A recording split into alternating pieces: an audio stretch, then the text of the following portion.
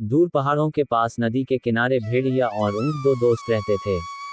ऊंट बहुत सीधा साधा और भेड़िया बहुत लालची और मतलबी था।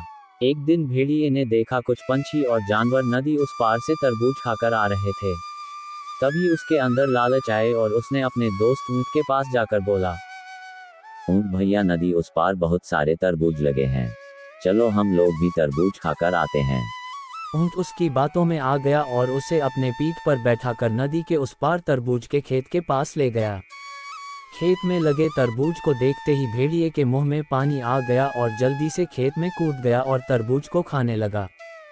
थोड़े समय में ही भेड़िए का पेट भर गया और उसका दोस्त ऊंट अभी तरबूज खा ही रहा था। फिर भेड़िया ने सोचा, इसका पेट तो बहुत बड़ा है, ये तो एक दिन में सारे तरबूज खा जाएगा, फिर हमें नहीं मिलेगा।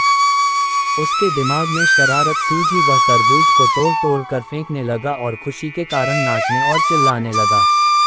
ऊंट ने उसे ऐसा करने से मना किया तो भेड़िया बोला, हमें खाना खाने के बाद चिल्लाने और नाचने की आदत है। तभी भेड़िए की आवाज़ सुन बगल के खेत से किसान आ गया और ऊंट की पिटाई शुरू कर दी। ये देख भेड़िया तेजी से भाग निकला और नदी के किनारे जाकर रुका। पिटाई खाने के बाद ऊंट किसी तरह नदी के किनारे आ पहुंचा। अब दोनों नदी पार कर रहे थे, तभी बीच नदी में ऊंट बैठने लगा। उसके पीठ पर बैठे भेड़िया ने बोला, भैया ये क्या कर रहे हो? मुझे खाना खाने के बाद पानी में बैठने की आदत है। और वह पानी में बैठ गया और लेटने भी लगा।